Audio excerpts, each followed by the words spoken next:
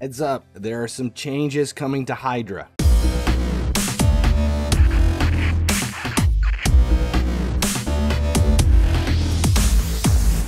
Hey guys, finally he sleeps here, back again with another Raid Shadow Legends video. Tonight we're going to talk about Hydra.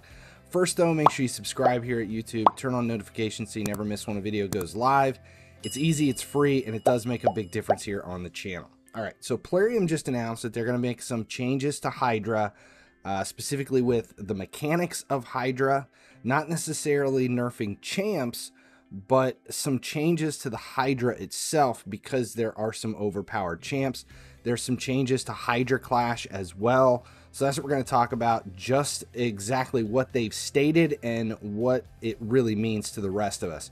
So the first thing is they noted that they are going to modify Hydra's general battle mechanics. That's the first note. Now, some champions are great, but become extraordinary when fighting Hydra specifically, which indicates that the issue is rather with the Hydra's mechanics itself first and foremost. Thus, we're considering tweaking Hydra's overarching mechanics as a boss.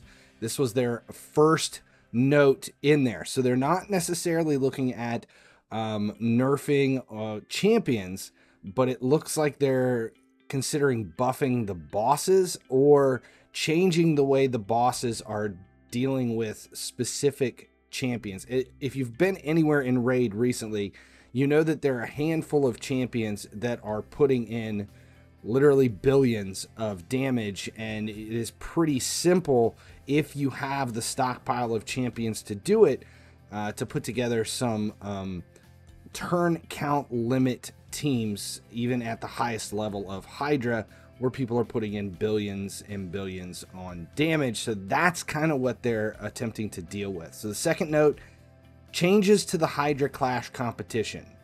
It continues that changes here would make fighting Hydra on higher difficulties more appealing in terms of the number of Hydra Clash points.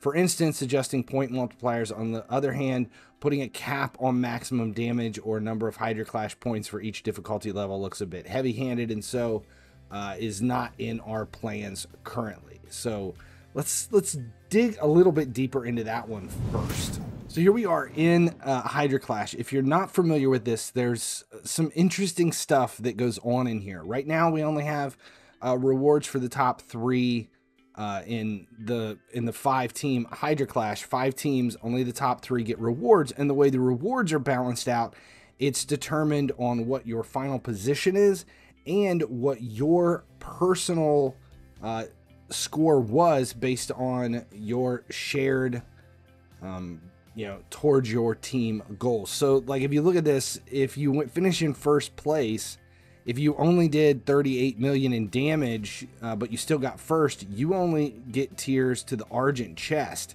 But if you did 650 million or more, you get the Ornate Gilded chest, which drops 9 pieces of the following at random, as compared to 7 of the following at random for the Argent chest. So it depends on how heavy you are in your clan as far as the damage that you put in towards it. So as a clan as a whole, you earn a series of chests, but then your individual input into Hydra Clash determines which chest within that tier you get.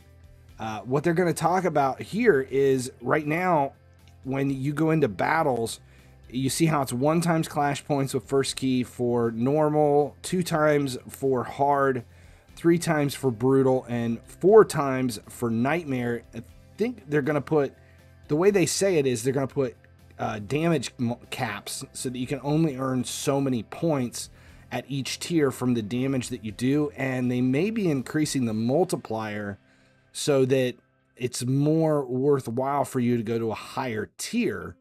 So rather, instead of 1, 2, 3, and 4, maybe it's 1, 2, 4, and 6. I'm not sure, but the point of it is they're going to try to basically motivate you to play at a higher level rather than putting in more points on a lower tier. Okay, so the next one up is rebalancing specific champions, but only when Hydra Clash mode and Hydra as a boss are adjusted, and only if champion rebalancing is still necessary at that point.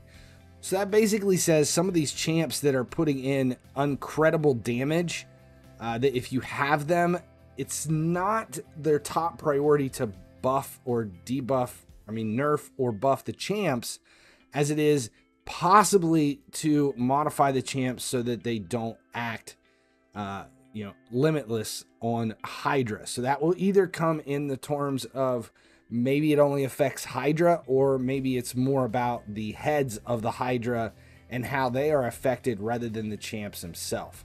But if that doesn't work, then it looks like they will kind of resort to the champions rather than do this. But I think it's just all kind of up in the air to see what's going to work best. And then the last one, consolation rewards for being ranked 4th or 5th in the Hydra clash. So what we just talked about, right now there are only rewards for 1st, 2nd, and 3rd.